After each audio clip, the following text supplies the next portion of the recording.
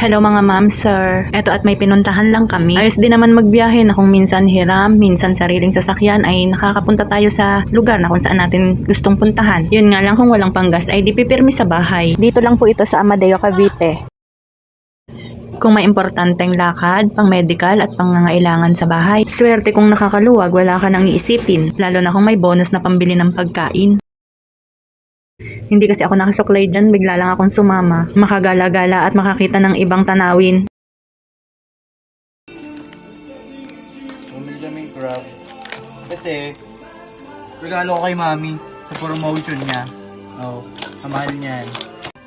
Pakuluan natin siya, hindi lagyan natin ng salt. So, orange pala.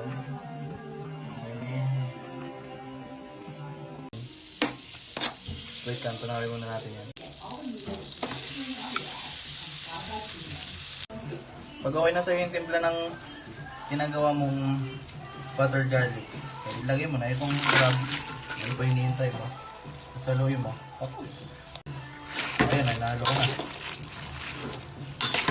Huwag niyong i-overcook yung crab kasi pangit lang sa pag-overcook. Haluin nyo lang, tapos okay na yan. Peace. Ay, ayan, ay di okay na. Kain na.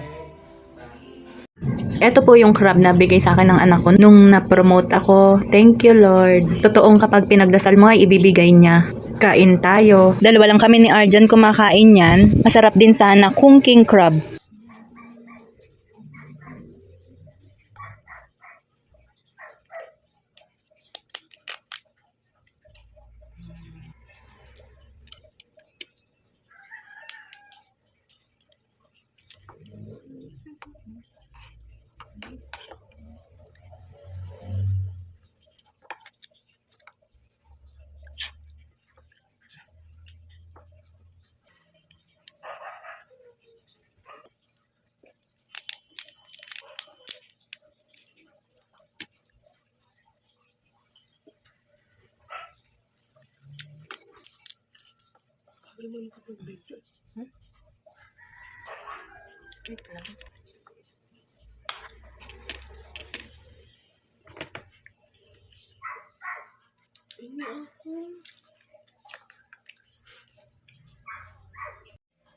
Tapos ito yung dessert. Mais con yelo na may ube at yema.